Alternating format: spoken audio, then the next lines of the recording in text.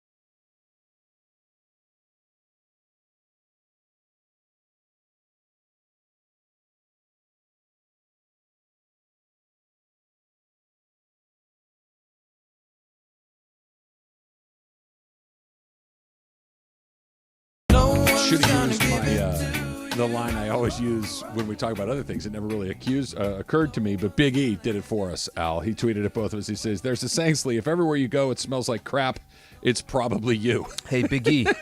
Hey, Big E. You weren't on the road with me on this one. I was 2-1 on the road. I had one L that was mine that I admit. The other two were not on me. Oh, sure. Yeah, I mean, debate with the refs on this one. Yeah, I was telling gonna you say, guys. we'd have to, Emily, get Caltrans on the phone or the CHP or whoever is in charge of the freeway cams, and let's see if we can find Get 'em on there. Al's vehicle. I want 'em on Show there. me the tape, and we go back. You're like, oh yeah, I guess I did do that. Speaking of smells like speaking of smells like crap, it reminds me of our conversation we had earlier today. Oh yeah, We'll put it in later. yeah. Well, Al, you missed. I don't know if you've made me laugh, obviously, but I don't know if you've ever made me laugh as hard as I was laughing this morning. It's the Cologuard commercials popping up a lot. There's a lot going on, and Emily has takes on Cologuard and the whole process of submitting your sample for analysis. Yeah. There's a lot. Yeah. There's a lot going on that was pretty darn funny. This just popped up in my Twitter feed. USC's football schedule is out for the upcoming season. Get ready to run it back all over again with hey, they're off to a great start. Let's see if they can finish.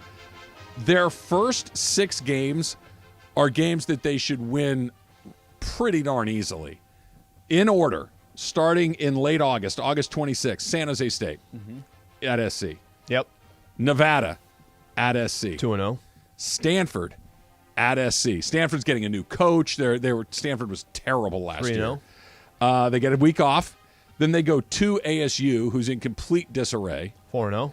You get Coach Prime in Boulder, Yep. but I do think it's going to take him a minute or two to get that thing going, right? That'll be a fun storyline. For sure, Yep. but do you expect them to be No. a really dangerous team by that point in the season? You expect SC to handle business? Agreed. Arizona, dreadful, All right, at so the you Coliseum. could be 6-0. Is that 3? That's yeah, 6-0. 6-0. 6-0. Putting it this way, they lose one of those games, it's a surprise, right? Yes.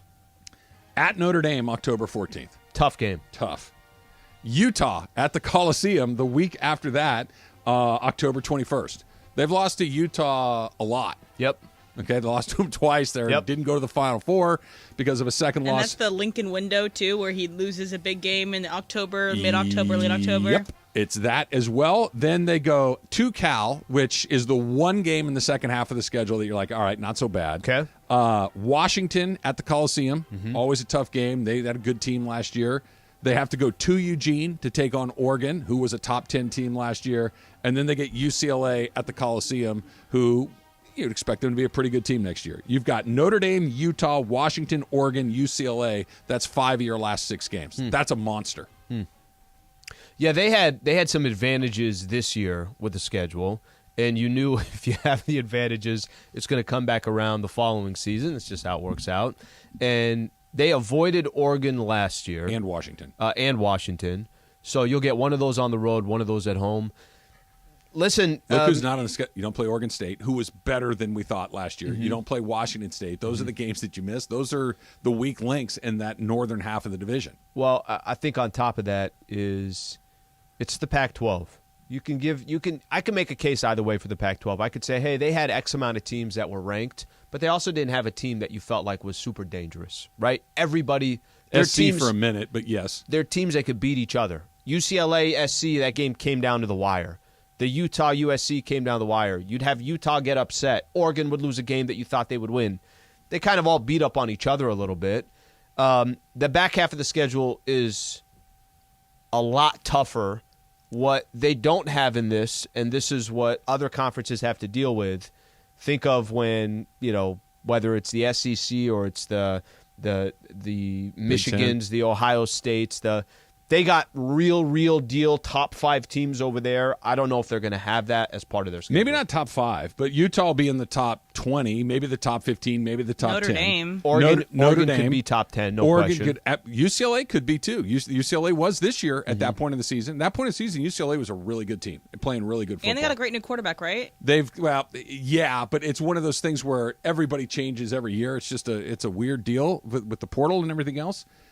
But the good news is, presumably you're a little bit better at the end of the year than you are at the beginning. You've been playing together. The other side, though, Al, is you're going to be missing guys.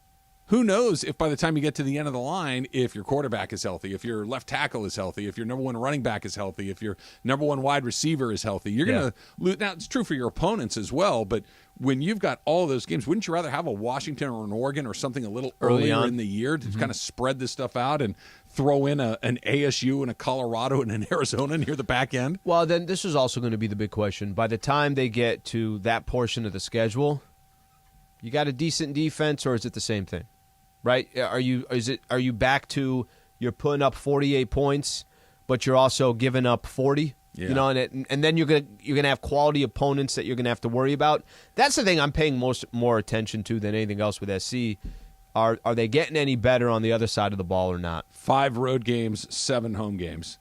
That breaks their way, but I would rather spread that stuff. I don't need 6 tough weeks in a row. That's a monster. In terms of resume building, though, if you're going to try to make the college football playoff, having it a backloaded schedule is really good for the committee because like your best work is most recent.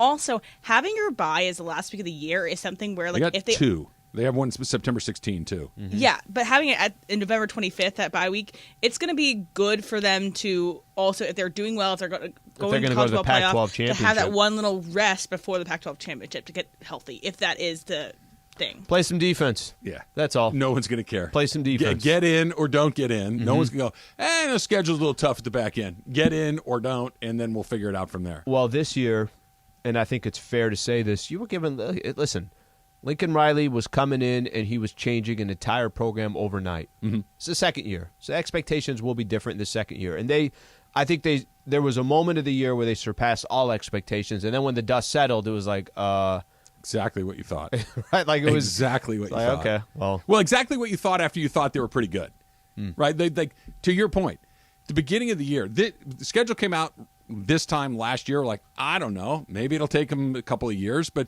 let's see what they are. Well, they had a Heisman Trophy winning quarterback. Lincoln Riley's a really good coach. Did you see the hype video they put out the other day? Yeah. It was good. Yeah. It was one of those things that made you go, all right, they're not done yet. They got a lot more left to do. Hiring a different defensive coach might have been something you might want to look at. But let's get some stops. We'll see. That's all any SC fans asking for. How nervous are you for tonight? Like on a scale of 1 to 10? No, we're okay. I'm not that nervous. They got Memphis on Friday. Why did you look away from Taylor when you said that? Because I don't want to make eye contact with him. Why are you talking about Memphis? Memphis got the best record. On the next game? Well, I've seen the Kings. This would be the 4th time I've seen the Kings. I haven't seen Memphis yet. Best record in the Western Conference. But the Get Kings see Ja Morant. beat them twice. I know. It's not like you've beat them 3 in a row and you beat them by 10 points every time. It's actually, I'll tell you, 1 and 2 in a narrow 2-point win. I think it will be. I kind of like a little bit of what's happening here. Remember the last time they faced each other? De'Aaron Fox was upset at the refs. They didn't call fouls. Refresh my memory. When the Lakers lost to him the 2 times, were the games close? They lost 1 game by 6. First game was real close. It was the first game. Lakers were up 2. Sacramento finished the game on an 8-0 run. Okay. That was at Crypto. The one up there, I think they won by 10. Sacramento won by 10. But here's the problem. Either AD or Braun have been out every game. So none of these games, both of those guys have played, so that's obviously well. Malik Monk didn't play the last game against. Yeah, he's right. He's going to be back. Monk was out. Well, that's what you were saying last year. Well, Monk's having a good year.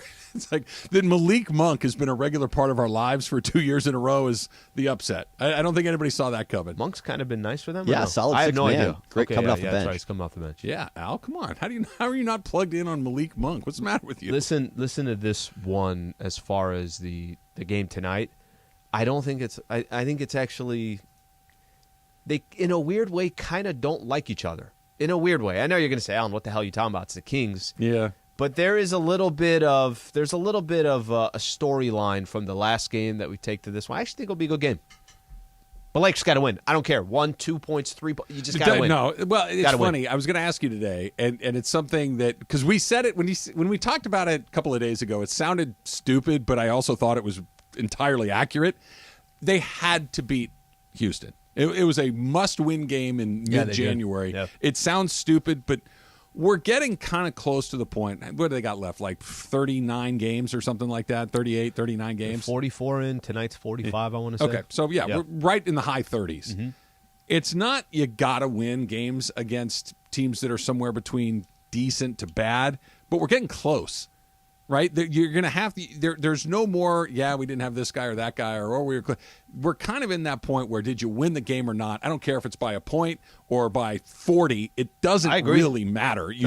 It doesn't matter who you have. It doesn't matter if LeBron if LeBron gets 12 and you win, great. If LeBron gets 50 and you lose, that's a huge. It doesn't matter anymore. It's just the result. So it's kind of funny you say that because before if AD comes back the first week of February, let's say, just hypothetically, you still got Sacramento, Memphis, Clippers, at Boston, at Brooklyn, at New York, at Portland. Portland's not a good team, but at Portland's always a tough matchup. You tell me where you get yours. You got to get a couple throughout and how you get them doesn't matter. That's why the Philly and the Dallas game, those were two tough matchups. That's why you had to kind of split those, Trav. You almost just got to. You have two opportunities to win one of those games, and you lost both of them. Those count in a span of 82 games. And that's what I'm talking about. Like you mentioned Portland, they're not a good team, but going there is always tough. Well, they're actually ahead of you. Like you're going to have to start beating. It doesn't matter anymore. There's no more. Well, these guys are going to come back, and the team that's directly ahead of them by a half a game is Phoenix. Mm-hmm. Phoenix has to move up at some point, right? Or they're kind of in the same point. Like, there's no more, well, Paul's this or Devin Booker's that. You're going to have to just results. We're done with let's see what it is. The trade deadline's coming up. Who do you go get? Who do you not go get? What do you give up to do it? All of these things. But the only thing that matters anymore is did you win or not? I don't even care how. And that's the best way to describe it. Nobody really cares anymore. You are at a point. You don't have where the Kings are sitting, where you're 6 games over 500, wherever they're sitting. They've given themselves some cushion, right? There's other teams out there. Lakers don't have any cushion. Yes, there's all these average teams in the Western Conference, but it doesn't mean anything if you're not winning yourself. You can rely on other teams to lose, but if you're not winning, you're not moving. You got to win, and they have. And tonight is one of those games where it's like, all right, you already have all these other tough games in front of you. Some of them are going to be on the road. Got to beat the Kings. The crazy thing is, though, the Sacramento, you're like, well, they have a cushion. They do. They're in 4th place. They're also 4 games out of being out of the play-in. That's not much of a cushion. They're in 4th place, home, hosting a playoff series in the first round. Too. If we have a 4 games in front of a bad 2 weeks, the Blazers, we're out of the whole thing. I mean, it's a weird deal, but they've proven that they can win some games. The Lakers still trying to figure out to kind of, other than that one little run where AD was cooking, it really hasn't gone for that. So, do you make the deal? The question what is it? 2 years now? February 9th. Right. But for 2 years, we've been saying, are they going to make a deal? Are they going to improve? And now we got 3 weeks before they actually have to make a decision, and at what price. That's coming up next. It's Travis Lee, 7. Hey, Laker fans, John Ireland here. Have you downloaded the new ESPN LA app? You got to get this thing. It's great. You can get Travis and Sliwa, Mason and Ireland, Sedano and Cap, and all of our Lakers talk with Slee right in the palm of your hand. You're just one tap away from everything Lakers. You could even win Lakers tickets. React to the Lakers on ESPN LA app. Download the new ESPN LA app in the App Store or on Google Play.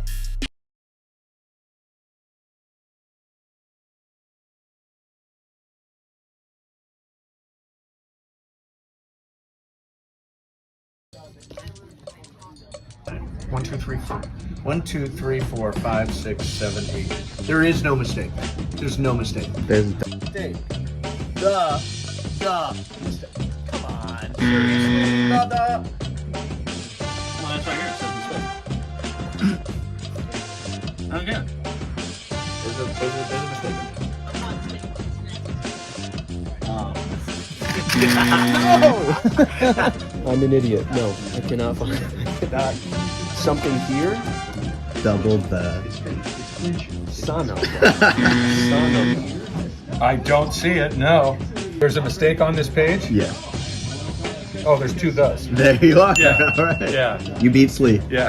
No, I can't find the mistake. Look at the words. Can you? Still don't see it? Find the. Yeah, there's 2 thus. You find the mistake. God, I feel dumb. Oh, DD? Yeah, it's double DD. Am I the only one that got it?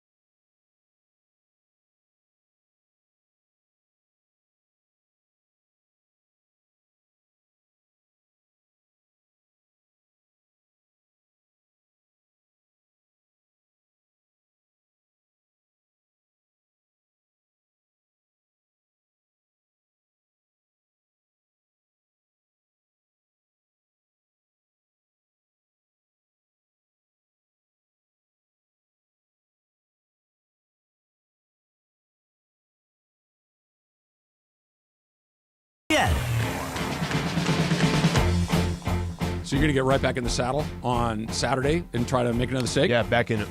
Nice. Saturday, this time, Lady Slee will be in the house. So I kind of like these. Is she a good cook? Yeah, she's not bad. She tries different things, and sometimes she nails it. Other times, it's like I got to get back out there. Everybody misses. Look, get back out there. There's even like Matt Gay, really good kicker for the Rams. He's going to miss a few. Yeah. And then there's Brett Maher, who misses them all. 4 extra points. Like that's just one of those things that sometimes you're fine, but other times you're pretty terrible. The Saturday afternoon games are kind of I don't know why, but I feel like that's a perfect invitation. You're chilling, you're sitting at home, you got the game on in the background, you got another one coming up at night. Cook up some stuff there. I'm doing the same thing. New York. I was strip. just going to say, you're going to do the same cut, same thickness, same everything. Same thing. I want to. This time I'm going to use your. By the way, thank you again for the cast iron skillet. I want to use the just. Let's get it down again. Let's get back to the gym and try it again. And you can tell me to get lost. Okay. I was going to say something else, but you can tell me to get lost before you start. Can you just send me a quick little pic or a little video of how much oil you have in that pan? Yeah. I'd like 100%. to judge that before you go. 100%. That maybe we need a little more. Maybe we need a little less. 100%. Yeah. Yeah. And then nice big fat piece of butter. Bam. And then we go to work. And the butter's there. Yeah. Okay. Yeah. Also, you started watching Truman Show last night, right? What do you think? Okay, so I couldn't find it for free. And I think we have every streaming service, but every service that's It's on there. AMC Plus. Yeah. Gosh dang it. Get out your credit card and sign up right now. $3.99. I it's rented it, right? Yeah, Rented sure. it. They gave you 48 hours. I don't like that. What's a good time? 72? So here's 1 my thing. week? No, if you rent it, you should be able to watch it whenever you want and start and stop it as many times as you want. I'm not saying that you buy it and you can go and watch it a million times, but if I start it, that's it. That I get to finish it, and then once I'm finished it, it's gone. Okay, that doesn't seem unreasonable. So this is their, at least for, I don't even know what we streamed it off of. 48 hours. That's quick. Once you start. Yeah. And you have 30 days to start it. Yeah. But once you go, so like I was telling Clock her, starts, right? it was 10:30 last night that we started watching it. It was late. Oof, that's so I'm like, I'm going to watch half of it. You got a Laker game tonight. Right. So knowing that Thursday I could finish it. Oh, you'll still have some time left on the clock on Thursday? I have until 10:30 p.m. on Thursday. Okay. So that was my thought process. It's going to be down to the wire. I got 48 hours. What right? did you think? Unless I'm at the game tonight with my headphones. Got your phone? Al, it's halftime. Just a second. He's about to get in the boat. Oh, sorry. I forgot. You're not. No, that I got to You got to the boat? I got to that Okay. moment. What I think actually it's a really interesting movie. I like it. I really do. It's so unique. It's so different. It's not something I've really seen before. Jim Carrey is amazing in it, of course, as always. I think it's really good. So far, what I've seen. I forget exactly how you asked the question yesterday, Emily. That But you would be able to figure out if you're in a Truman Show. do you want to re-answer having seen half the movie? No. You I don't- would not be able to figure it out. Yeah, I don't think you would have either. I wouldn't have. It would have taken me. I would have been a lot older than Jim Carrey before I figured it out. It's also the whole thing about the movie is too. It's like it can change your perspective of your own life because you're like, what if this is happening Big time. to me right now? I thought about that. I'm like, what the hell is going on here? Like it all revolves around me, obviously. That's true of all of us. Yeah. But I don't know if it. Taylor, would you tell me? All these people flipping me off every morning. What's going on? I'm about 10 years older than you. I'm about 20 years older than you, and I'm about 25 years older than you. At some point, and I don't know when it is, you realize no one else cares about you at all. And not care. That's the wrong word. No one's paying attention to you at all. You're kind of in your own little thing, your own little private Truman Show no matter what. It's only that no one else is actually watching it. that becomes pretty apparent at some point. It's good. I'll finish it up tomorrow, but it's a good movie. Where I did might you end off? More of these suggestions here. Where did it end off? I like that he gave him a suggestion of movies 25 years old. That's okay. Yeah, I've also suggested a trillion movies to you, I and this know. is the one you've chosen. It's okay. Megan, I'm gonna go see. I'll go see great. that as well. But too. yeah, where were you in the Truman Show when you left off? He was at the beach with a girl, and she's like, "Hey, they're gonna be coming right now," and they just took her off the beach. The guy's, that's her. He's like, "That's my daughter," and Yeah. it was just that. It was around that scene. It's good. Yeah. It's good. I can't do that. I can't do what you do. Where What's that? You stop halfway through. Like I would come That's in. a really good part. I would come through bleary-eyed the next day. I'm like, I stayed up till 1:30 finishing that movie. So it's not ideal. That wasn't the game plan, but I just had to get some shut eye. Can you? No, especially if it's something you like. I have right? to finish it. Like yesterday, I was watching a bunch of episodes of the new show Breakpoint, the F1-esque thing. Drive to Survive tennis edition. Yes, I had to finish the episode I was on, even though I was tired. I was like, I can't leave it off in the middle of the episode because I'm going to forget what happened. But I also love in Truman Show. It's like peak Laura Linney. It's like peak her being like not trustworthy. Like she's trustworthy enough, but she's kind of like a really good female villain. And I like that. Well, it also I think trying to think here. Yeah, it was probably 6 minutes in, and she had already fallen asleep. So I'm like, okay, I'm on my own on this one. No. I mean, like that that's move. a 10:30 start. I It's love that move. Susan and She's I, gone. She's every done. time it's Oh like my we'll God. start something, I look over and she's in the chair like just Done. conked out, just absolutely done. I'm like, hey, do you want to turn this off and we'll watch it another day? No, I'm watching. You're not. You're snoring in the chair. You're not watching. It's fine. No, I'm awake. 2 seconds later. By the way, you didn't even have to tell me that Jim Carrey was. If you would have just said Ed Harris is in it, the guy from The Rock, I would have said, oh, yeah, no, I'm in. I love Ed Harris has to be in, 50 movies probably? And he's in Westworld is what I know. He's in a million things. And Ed Harris has got to be in his 70s now, Yeah, right? yeah, he's he's probably older. been on movie screens for 50 years. You just said Al. Ed Harris from The Rock. From The Rock. I'm in. That's your reference point. I think he got Is nominated for an terrific. Oscar for it, too. He's a terrific actor. He's good in everything he's in. He was in Top Gun Maverick. He was the general that was coming in to shut down Tom Cruise's program. He's been every time you need a hard ass. Big time. Ed Harris is your guy. Ed Harris is the guy. Salute him if I saw him. Apollo 13. He's running the moon mission. Right. He does it all. He's doing absolutely everything there is to do. But this time, and he's in a beret in The Rock. Truman Show. No, in the Truman Show, he has a beret on. I think he wears a beret in The Rock too, right? I don't know. When he's getting ready to shoot those green Jello balls at San Francisco, I think Big beret guy. I think he's wearing them. I could be wrong, but I get anxious when you bring up that scene again. I'm not in the Marines or the Army or whatever he was in this movie. I would like to think that the most poisonous substance on Earth is not held together in a bunch of glass balls and a string. Where I feel like that's a bad system. Where when they're opening it, 4 of them fall out, and Nicolas Cage has got to go. Just seems like a bad way to have a super terrible substance walking around. Like, Yeah. they should, like in lead or something. I don't know. hope other countries who have weapons like that are a little bit more. Get the green Jello balls. Let's tie them together with a piece of dental floss and let's see what happens. Give Ed Harris the launch He code. was also in National Treasure 2, He's in Book of everything. Secrets, with Nicolas Cage as well. Well, he's an interesting one because he's in Well, a that bunch. contract is from The Rock that they. It's a sequel. they have. He's one of those guys. Not everybody does this. He's one of those guys that's in really good, like artistically sound, emotional character development movies that are thoughtful and emotional. Yeah. And then he's in The Rock and National Treasure too. Okay, National Treasure 2, Book of Secrets is amazing. He's in both of those. It's like there's just those really kind of goofy, but they're fun movies, and then there's the good movies. He does both. You usually don't Rock get both. is an all-time classic. I want to play Everybody this for knows you. that. This is Brian Windhorst saying that this is the threshold for the Lakers.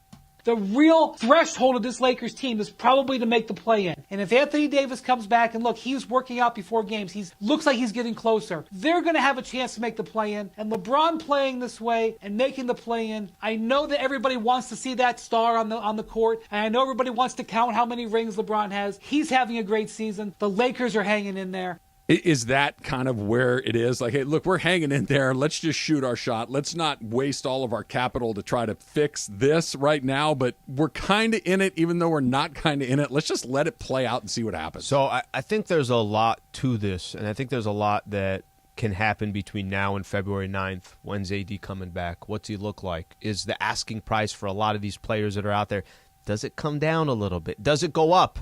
There's a lot of teams that, this is what's so awkward about the season right now. Just look at the West specifically. If the Lakers are in the 13th spot and think, hey, we got to get in there, there's a lot of other teams that think they're in the mix. Maybe realistic, maybe not. Maybe Blazers decide, guys, what are we doing here? Let's just start selling off. But there are enough teams in it that the asking price is not coming down for some of these players because there aren't that many teams selling right now. We can do this at the top there. We do this at 11, but everybody ahead of them out. Maybe, like you said, maybe Portland and maybe OKC, and both of those teams are ahead of the Lakers right now. Utah too. Utah was the team that you just kind of thought for sure. But we're at the point where we're almost at the trade deadline. It's like, hey, we've gone this far. We're not kind of in the Wembanyama thing anyway. We're not one of the 4 worst teams. So let's just see what happens. Let's hold on to our guys. You're right. The market gets very, very thin because there aren't enough bad teams. It's weird to look at it that way. The only way is let's use a team. I'll throw in Clark's, or I'll throw in Utah Jazz. Let's say Utah decides, okay, we've had kind of an interesting year, but man, the asking price for Clarkson is so high. Yeah. So let's just trade Clarkson, get some assets because we know we're not going to do anything even if we get in.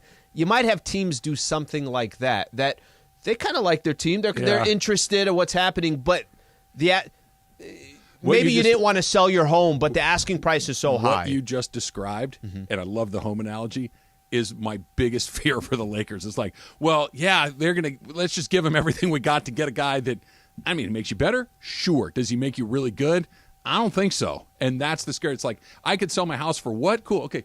Where do I go? Yeah, you're leaving the state. Yeah, you got to go to Texas. I don't want to live in Tulsa. Yeah. I don't want to go there. I like it here. Where do you want me to go? It's a tough one. 877-710 ESPN. That's the number if you want to get in for Ask Michael, which is coming up next. MT is going to do a little Ask Michael. It's right around the corner. It's Travis Lee, 710.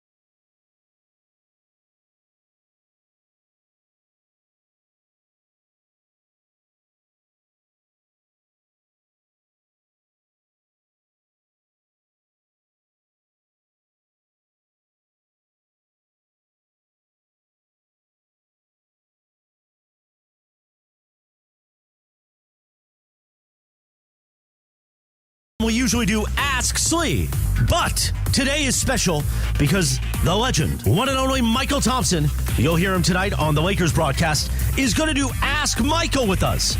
And by the way, I got to compliment Michael Thompson. A lot of times I give him a hard time, but on Monday he carried Mason in Ireland, especially Mason. Just wanted to point that out. It's time for Ask Michael, presented by our friends at Harrah's Resort SoCal. Harrah's Resort SoCal. Find your funner state of mind with a visit to Harrah's Resort SoCal. Voted best resort in funner California. From dining to unwinding, you'll find fun around every corner. Learn more at harrahssocal.com. It's time for Ask Michael. I knew it would be there eventually. There it is. It is Ask Michael, like Chris just said. Michael, just so I know, you know how Ask Michael / Ask Slee / Ask Everybody works. You know the game? Yeah, and Slee gives us horrible advice. Thank you. Thank you. All right, so you ready for this? Soft, wussy advice. Come on, man. Slee, be a man. Yeah, Slee, what's the matter with Absolutely. you? Get a tattoo right after the show. This is perfect, Al. This is where I want to start because this, Michael, if this is being a man, I don't know what this is, but Ivan in Monrovia wants to know when you started the habit of putting towels all over your hotel room to stay germ-free as being the man that you are. Such a man. Ooh, that is a great question because one time I was watching 2020 with Hugh Downs. Remember Hugh Downs? Sure. Robert Walters used to be on 2020. Sure. And they were doing an expose on how nasty hotel rooms are. Stains with the black light stains all over the bed sheets, stains all over the place, and how hotels are not floors are not like washed like our carpets at home and chairs and everything. Oh no, they're churning and burning. Yeah, think about how many nasty people stay in these hotel rooms. I don't care being a 6-star hotel room. So once I saw that episode, I said, oh, yeah, I got to start sanitizing every room I get in now, putting towels down. I'll never walk barefoot on a carpet again. Imagine how nasty them things are. All right, Michael, do you know what item in a hotel room has the most germs? Yeah, the remote control. That's why I always corral it down, or I bring a baggie and put the remote control in. Matter of fact, a lot of hotels we stay in now have like a plastic baggie with the over the remote in it, and I still wipe down the plastic over the remote. By the way, Michael's not staying in places that are like by the hour. No. These are the nicest places in Literally, the world. the nicest places. And he's got his baggies and his towels out. I don't know if the 2020 was doing it where you're staying, Michael. He's not wrong about if I stay in a hotel, I'm keeping flip-flops on. I'm not putting towels down, but I'm also not walking barefoot on that carpet. And here's another tip, too, for everybody who stays in a hotel. Get your towels. Hold your towels up by the light and see if any stains are on them. I'm not going to be doing that. That sounds absolutely terrible. Let's move on to another one right here. It's from John in Huntington Beach. What is your favorite personal moment with Chick Hearn? Oh, man, so many of them. Just, let's see. Oh, I would say, okay, I think I could tell this story on the air. I think it's okay. I think it's safe. Anyway, Chick was interviewing me for a pregame show. And, I'm kind of a quirky, kind of a weird kind of guy, kind of different, from my usual teammates. I beat by a different drum. And one time Chick said, Michael Thompson, you're kind of an enigma. And I said, what did you call me? and he, because I was just kidding around. I knew what he said, but I just wanted to get him off guard. He started stuttering. Blah, blah, blah. Come on, Michael, you know what I meant. That's pretty good, Michael. That's pretty damn good. That's pretty bold, by the way, to throw that out there like that. Is it at any point you're like, maybe not, or did you just let it rip? No, this was back in the 80s, late 80s, when we were not so sensitive about everything, and you could joke around with each other. All right, here's one from Big E. It says, it's been enough time. How much did Minnesota really pay you to go to school there? Man, I wish, man. It ain't like how it is today. They didn't give me nothing. I was a fresh boy off the banana boat, off the coconut boat from the Bahamas, very naive. I didn't even know that there were such things as under-the-table payments going to high-profile or highly recruited athletes at the time. So they took advantage of this young jungle boy out of the bush. All right, Michael, I got one for you. Of all the games you've watched your kids play, and maybe this is Clay, maybe it's Trace. What's the game you were most nervous watching as a dad? Because I know you've told me this in the past, that is by far worse than playing in a big game. Oh, obviously, anytime you're in the finals, those are nervous. But the most nervous I've ever was watching Clay play was when he was a rookie and he was going against Kobe for the first time. Because we know what Kobe does to rookies. So I was hoping Kobe would take some mercy on him and not destroy him too much. But Clay had 14 points against Kobe, and Kobe just scored on him a few times. So Kobe didn't actually destroy him, but he did score on him, but he didn't kill him. That's awesome. Capitano Matt, we're doing a little Ask Michael today, 877-710-ESPN if you want to get in. Of all the ESPN LA personalities, who is the most like a son to you, and why is it Slee? Yeah, it probably is Slee, because he's kind of cool. He's kind of like a Thompson. He kind of reminds me of Clay. He's kind of quiet and understated, but yet very intelligent and very deep thinking. So he does remind me of Clay and Michael, my oldest boy, who are not very outgoing and don't need to be the center of attention. So he would definitely fit in with the Thompson boys. No, you would put me to the side and say, you're not athletic, you're not tall, and you're not going to breed. 6'5". You're not breeding real athletes. Get out of here. Yeah, since you're not an athlete, I would expect you to be very smart and make money in some kind of tech field and become a billionaire that way, like a Steve Jobs or a Bill Gates. So that you would have that kind of pressure on you as a Thompson boy. Since you can't play any sport, you better be smart. I'm a poor man's jumper. I can hit a jumper every once in a while. That's it. That's my only athletic ability. Michael, how do you think Slee's going to do as my pickleball partner? You know, I think he's going to surprise you. Slee looks like he could be light on his feet. Look like he could be a mini Joel Embiid out there. You know, yep, that's what most people say. Mini Joel Embiid. That's what most people say. Michael, I will tell you this. Ping pong, played ping pong. Mm-hmm. Tennis, I play tennis, not often at all, but I play tennis. So yep. Travis is saying if you could play those two sports, pickleball, it's right you'll in the be middle. fine in. It's halfway between both of those sports. Yeah. Yeah, pickleball is all hand-eye coordination. So if you can handle ping pong and you can play a little bit of tennis, you're going to excel in pickleball. You'll be way better than Mason, that's for sure. All right, here's another one. John in Huntington Beach says, if some of your food goes missing in the ESPN LA fridge, who's the first person you question, and why is it Travis? Yeah, because we know you're a foodie, and you do have, like me, you have a love of food, and you're not bashful about, I think I'll sample some of these if it's sitting around. So definitely you would be the first suspect. Michael, do you want to clarify any of Ireland's story yesterday about you dipping your finger in a Billy Mac soup? Lobster bisque. Yeah, lobster bisque. Is there any more clarification, or do you want your version of the story? No, Billy Mac's an idiot. He orders lobster bisque at the restaurant in Vegas, delicious lobster bisque. Then he gets up from the table and goes and makes the round, shaking hands like he's the mayor running for re-election or something like that. And so sitting next to me is a lobster bisque, just cooling and getting cold. And I love lobster bisque. And I'm thinking, well, geez, is Billy going to just let this lobster bisque go to waste? And it looks so good, so enticing sitting there. I just had to stick my finger in it to taste it. You couldn't take a spoon? Or order it yourself? No, I didn't want a whole bowl of it because I had a bunch of appetizers coming myself. I had just salad, wanted a I had finger. some other things coming. So I just, I figured nobody would see it. I don't know who ratted me out. I thought I was Ireland. And everybody wasn't looking. Oh, Ireland. There you go. Well, I thought that when Billy Mac told the original story, I think he said when he came back, the soup was shaking a little bit, like it had gone through, like there were Jurassic little waves. Park? There were little waves there. I think then he started asking some questions. Michael, can you explain to us what happens at the dinner table when the roll of bread comes? Because we've got everybody else's version.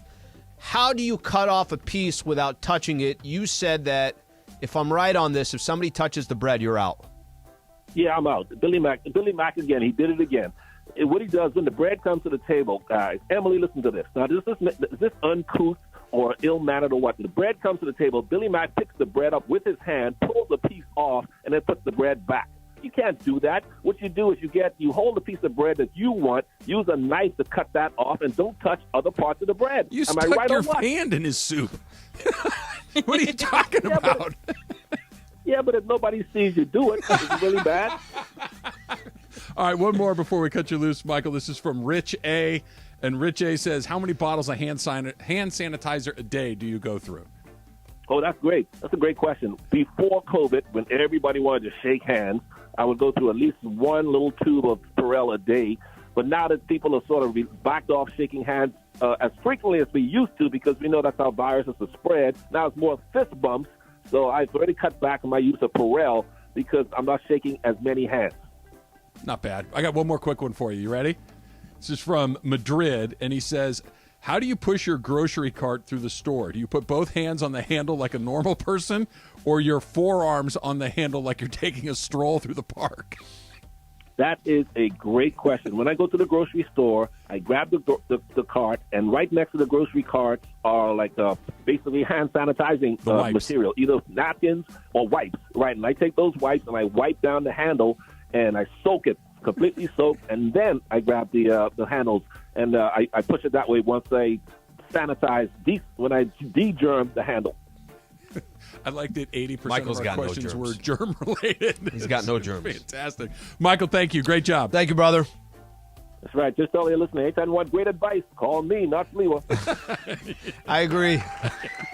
I was going to say, Al, thanks, Michael. I think if it were up to you, it would be Ask Michael on Monday and Friday as well. I'll do once a week. I'll do the Wednesdays. Not a bad one. That was great. Good idea, Slave. Very, very well done. All right, we're talking about the Lakers at the deadline. We're getting closer and closer. Everybody's bunched together. There's not a lot of sellers. Are the Lakers going to overpay to get something got a done? couple quotes, too, that I want to read you off before the season started. One was from Jeannie. One was from Rob Pelinka. I think this plays into what the Lakers may do February 9th. All coming up next. Stay right here. Travis and Sliwa Show 17.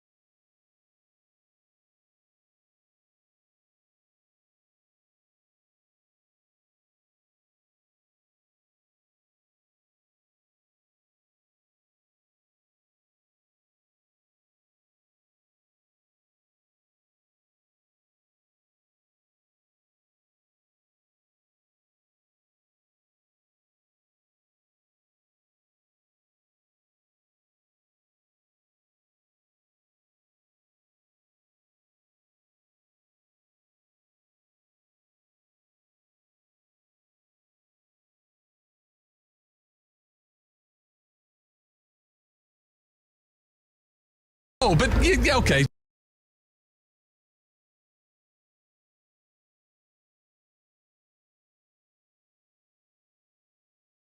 I got a tweet for you. Okay, what do you got? Ivan in Monrovia. So since you watched Truman Show yesterday, or at least part of it. So in the movie, Jim Carrey freaks out when his fake wife does an ad read. So when you hear Trav make radio ads, does it trigger you at all? Yeah, I start, because he does stuff where out of nowhere he'll say, in and out. And he'll look into the camera. And I'm like, we were just literally talking about something else, Trav. That's what a hamburger's all about. He does that. So that throws me off big time. By the way, when Taylor starts doing reads out of nowhere, that's when I'm like, yeah, this thing is. That, look, we take, what do we have in our show? We have 12 segments a show, right? So we have 11 breaks. That's the best break we've ever had in our life, because as I was walking out, Berg hands me an envelope from In-N-Out. Yeah. And there's a couple of gift cards in there. I'm pretty excited. Have you gone through it and counted them out the way that I did immediately after I got it? Of course you do. Eating. Emily hooked me up with a fantastic Christmas gift, a little In-N-Out related Christmas gift. So by the way, it's a really good gift. It's perfect. It was perfect. It's a really good gift. It's exactly on brand and everything else. But also, you need to wear the hat that I got you because I think it's perfect. Yeah, hat's solid. It's an In-N-Out hat. Yeah. What are you doing? Oh, I got Alan in a hat. Sorry, okay. I should have said Alan. I'm like, for a minute, I'm like, oh my gosh, did I forget that you? I'm like, you gave me socks. Yeah, I did. Yeah. No, the hat's on. That's on. Give me the hat. No. Stop looking at me. I'll wear the hat. I'm.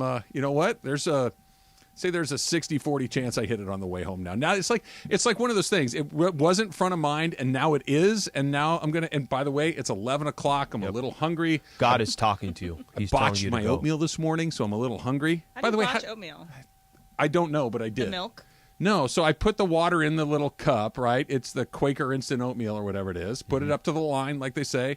Nuked it for the amount of time that you're supposed to nuke it for, and it came out and it was like soupy and not very good, and so I just ate the blueberries instead. That's how oatmeal is to me at all times, but I don't know. There's a sweet spot for it. So, but I blew oatmeal, Al. I know how to do a steak, but I can't make instant oatmeal. That's the point of my life that I've gotten to. Oh, that's what I was going to ask Mike. I'll ask him tonight. What's that? He's I think from what I know, he likes cooking. I was going to ask him his favorite dish that he likes cooking. He's a steak guy, so I'm sure he's a steak.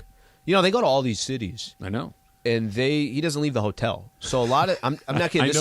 I'm well aware. So, and they're so different because John, the moment they land, it sounds like he wants to, okay, hey, I'm in this city. I want to go to this restaurant. I want to go to this. I want to go to that. Michael, the moment they land, locks the door. Lay the towels down in the hotel room. But he just goes down to the lobby. It's like every hotel that they stay at has great restaurants, steakhouses, wine selection, the whole thing. Everything that you would want are the places that they're staying at. That's how you know you're in the right spot. Yeah. That you walk in there and you're like, oh, that's Morton's in the lobby? Yeah, I know. That's a good spot to be in. It's connected to Fleming's or Ruth Chris? Yeah, it's a pretty good spot. TGI Fridays in the hotel? Sure. I'll take it. Yeah, I mean, I'll take it. You want some potato skins at 2 a.m.? That's your spot to go to. Not a bad way to do it. So I have a question for you guys, and I don't know if you guys get this question. We'll see. So I've been contemplating getting bangs for a bit. And, I feel like I need to by the way. Exactly. Mm-hmm. I feel like I need a change. This is I'm at my quarter life crisis. So is there any way to Tell get me more. bangs? Quarter life? You're counting on 100 years? Who knows? Wow. Who knows? But is there any way to get bangs where it isn't a crisis? So I feel like every girl gets bangs when they go through a breakup, if they're trying to find themselves or whatever. Mm-hmm. Is there any way that I can get bangs where it's not a crisis? Emily, I want to tell you something. And I've been wanting to tell you this. Right. You do you. Okay. And if you want some damn bangs, you get some bangs. And it has nothing to do with what's going on in your life. It has nothing to do with... I love when people are walking out and they just hear us and Alan's breaking down bangs. They're probably like, what's going on over there? Get some damn bangs, okay? There's some people in life that don't have... I want to grow a mullet. I can't do that. Well, yeah, you could. Should I get a mullet too? Maybe I can. You could grow. Yeah, maybe. You wouldn't have to cut the front. Let me but go it would back. just grow in the back. I want to get a perm. I want to get a perm. Little more Just challenging. can't do that. I want a fro. Can't do that. I want Dr. J's fro back in the 80s. Get the back half of That's it. what I want.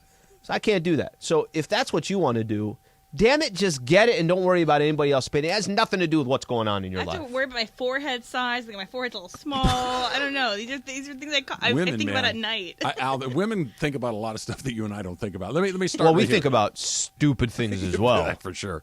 Are you going through a crisis? I don't think so, but it's maybe like one of those things that's like a signal that maybe you are. So it's like we were talking about, like getting Subway as a sandwich, that's a crisis meal. And then getting bangs, that's another crisis thing. No. So I'll tell you what it is.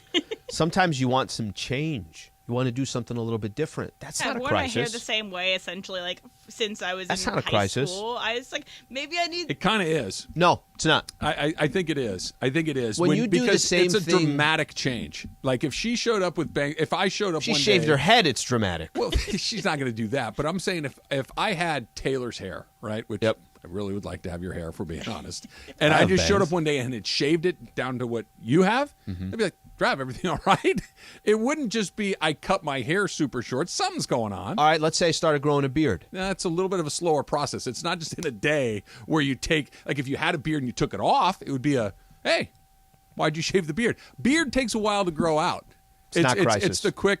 That's why I'm asking. I'm asking her. Crisis is she comes in tomorrow and says, I quit my job and I'm moving to Peru. You're going from Not no bangs. crisis Emily to would never a do. 10 out of 10. These are incremental steps. She does. You don't have to have like liver failure to say, "Hey, I'm not feeling very good." You can have a cold. I like an 8-step process. It's like an 8-step So process. yeah, if I come in tomorrow and I have a Subway sandwich, like, yeah, sorry, they don't sponsor us, I don't think. So like that would be something that signal. So should I test it out? Should I get clip-in bangs? So that Is that a thing that exists? Yes, you can get clip-in bangs. You do that. do it like a little batting practice on clip-in bangs for a few days and see how you feel. Okay, here's when girl wants to, she's going to change the color of her hair, right? Or she's going to go from, she's got long hair, now she's going shorter. Yeah. Is that crisis or is that? No, so going from long to short is not as big of a deal. It's not as big of a deal. So going from long to short, it's a change, but it signals a different part of your If life. Susan showed up with her hair cut off, I would say, hey, yeah. Everything all right? But what do you mean cut? Like if you have... Susan has relatively long hair. Mm-hmm. If she showed up with... What if she wanted to have her hair If she showed up in like a bob, I would be like, hey, I'm happy with whatever you want to do, but we good? Especially like, since this she's is for a long not time. like I've seen Lady Slee a handful of times. If she showed up with really short, like Dorothy Hamill hair, you wouldn't be worried. I'm not saying that. I'm not saying take an inch off. I'm saying take from over your shoulders to above your ears, so you look like Peter Pan. That would look a little weird and would be shocking. I encourage change. I also was given this advice from my roommate who says, like, your 20s is for bad haircuts. Your 20s is for figuring out a haircut that works for you, and so maybe try to do a weird haircut or something that's not normal. But I'm also okay. That like, sounds more crisis. that explanation's more crisis. He doesn't get to the me. best advice. It's you should get the glue-on ones or whatever they're called. clip-on? Clip-on ones. You should use glue. Go to Home Depot, go to the glue aisle, get a nice epoxy like a Gorilla Glue. Oh my God! And just tape them right in the front. Like Danny DeVito in Matilda when he glues his hat to his head and then he can't get it off. Yeah, that's what I'm gonna do with my clip-on. I'm gonna bring Elmer's tomorrow. Bring some So glue. weigh in on Twitter. Am I in a crisis mode right now? I think you're all right. If you don't feel like that, you think you might be. Maybe you. Yeah, if that question comes bit. up. Yeah, if you're asking the question, that's a little different. I said to her, "Are you in a crisis?" She goes, "I don't think so." The answer wasn't, "No, I'm not." Okay, I'm just saying, just think twice. There has to be a filter on Snapchat or something where you can give yourself that haircut. And I look good with bangs. So like when I was also when I was a kid, I had bangs, and I think almost every kid has bangs. A lot of kids have bangs. I looked great in bangs when I was a kid. So I'm just like, I don't know what I want to do. I think bangs are coming back. I know, bang talk, guys. I think you're right. I didn't know anything about it, but now that you're telling me that it is. That was good, Taylor. He already did it. That was good. This time Slee only listens the second time. For some reason, it had a much more impact on me. I just realized something. That sometimes when I will say things and I'll look and Taylor's laughing and Emily's laughing, I look at you and it's not that you don't think it's funny. It's that you literally have not heard what I said. I'm just going to say everything twice. I'm selective with my. I'm just going to. When I'm thinking, I'm not hearing. I can't do both. We got a tweet from Crypto Ray. Says it's not too late, Travis. If you swap Ask Slee for Ask Michael, you may have a shot at the Mandy Award. Showbiz is cutthroat. I don't think that Al would have any objection to it. There's literally no problem there. You'd be 100% on board with that. All right, let's do a little Lakers on the other side and talk about the Genie quote, the Rob quote, and what it means for them as they approach the trade deadline, because it's, 3 weeks? It's right around the corner. It's Travis Lee, 710.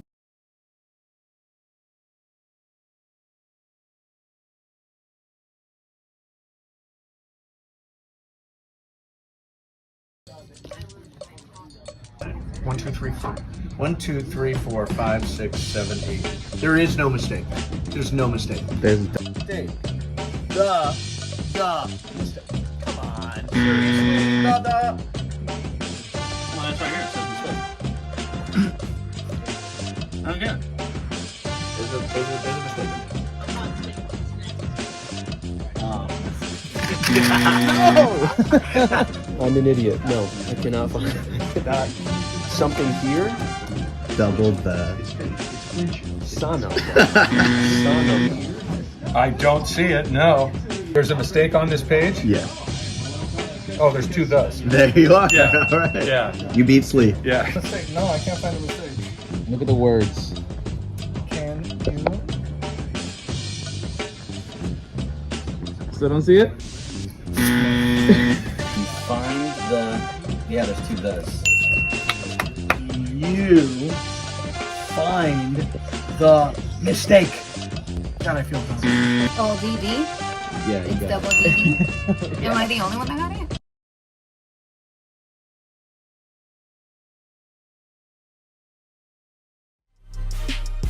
Hey, Laker fans, John Ireland here. Have you downloaded the new ESPN LA app?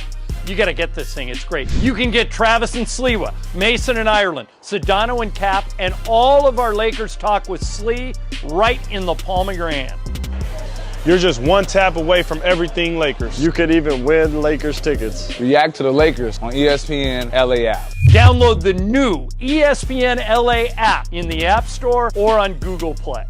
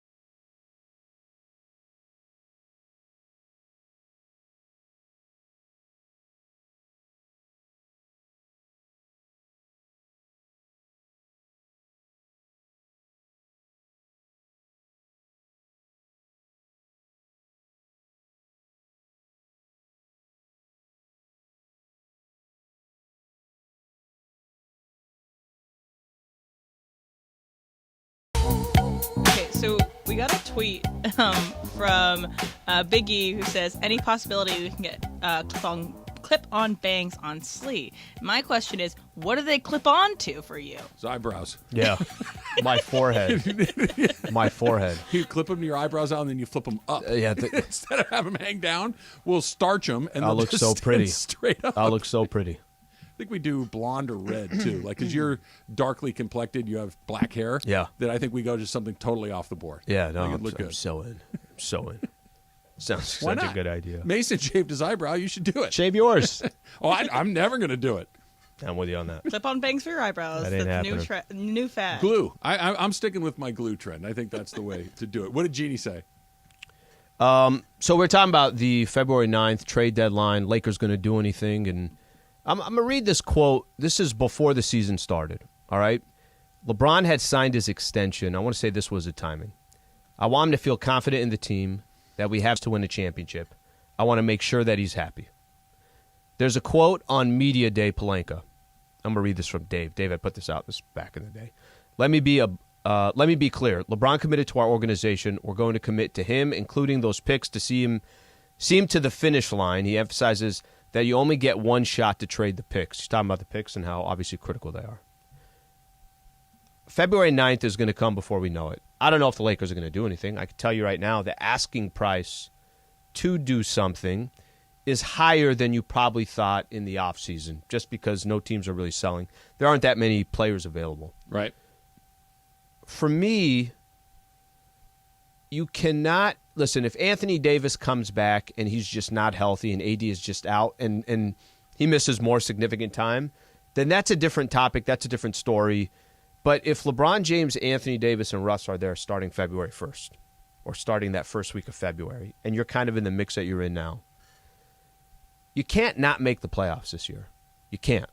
You just can't. You can't have LeBron, Anthony Davis, and Russell Westbrook and 2 years in a row not make the playoffs.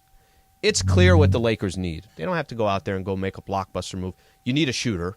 You need a wing. And you could accomplish that all with one player, or you can maybe accomplish it with two players, but I think you could accomplish it with one. They have to add that. I don't think if you add that, I think you're going to, you'll have your ceiling. Hey, Anthony Davis has got to be healthy. Bron's got to be playing as good as he does. Russ has got to continue contributing off the bench that he is. These role players got to do their thing. You don't have to go make a blockbuster move, but I think they need to address that. I don't know what the asking price is going to be. That's the question. And the Brian Windhorst, I think the Lakers are a play-in tournament. You want to play? Go ahead. The real threshold of this Lakers team is probably to make the play-in. And if Anthony Davis comes back and look, he's working out before games. He looks like he's getting closer. They're going to have a chance to make the play-in. And LeBron playing this way and making the play-in, I know that everybody wants to see that star on the court. And I know everybody wants to count how many rings LeBron has. He's having a great season. The Lakers are hanging in there. That's fine if you want to. If the play-in tournament, you make the play-in tournament. But I'm talking about you got to be in the playoffs. I'm talking about when the dust settles. You have to have a 7-game set. You have to. Trav, what's the point of doing what you're doing? What's the point of Bron's on the team for the next couple of years? What's the point of Anthony Davis on the team? You already don't have your pick this year that's going to go to the Pelicans. You got the pick swaps. You're going to get the later pick. If you think, and I get it, I understand it, you want to give up all your compensation 5 years down the road for a player that you don't think is going to be a complete game changer, but if you don't address what is clear and obvious that the Lakers need right now, and you're basically walking in February 9th and you don't make any move, and that ends up costing you a chance to make the playoffs, forget the play-in tournament. I get the play-in tournament. But I'm talking about a real 7-game set. 2 years in a row, not having those guys in the mix to just roll the dice and say, let's see what they can do. If you can't even do that, I kind of go back to this, then what are we doing? Well, I think there's two things here. Number one, and you mentioned it, is what is the cost? If it's inexpensive, sure. If it's relatively cheap to do what you're suggesting to do, to get the player, which it probably won't be. It probably won't be. So that I don't think it's as easy. Well, you got to do it. No, you don't, because that brings up the second thing. If the cost is to the point where I'm giving up, what do they have, 2 first-round picks in the next 5 years or whatever it is? 27 and 29. 27 and 29, so even longer than that, right? It's 23, and we're talking 27 and 29 picks. I don't know about that, because there is no player that's out there that's likely to be moved that they're going to get that's going to take them from a team that's in the kind of the middle of the play-in pack, lower half of the Western Conference pack, from like take it from 12 to 6, right? That 6-team, 7-team group that all of a sudden puts you in the top 4 group. That all of a sudden means that, okay, we got a real chance to go do something. I don't agree with you when you're like, well, they have to make the playoffs. It'd be nice if they can. If they can do it at a relatively modest price, sure. But I'm not willing to go spend a bunch of money to get margin the 7th or the 8th down. You gave up 2 picks to do that? What? Okay, is that a successful season?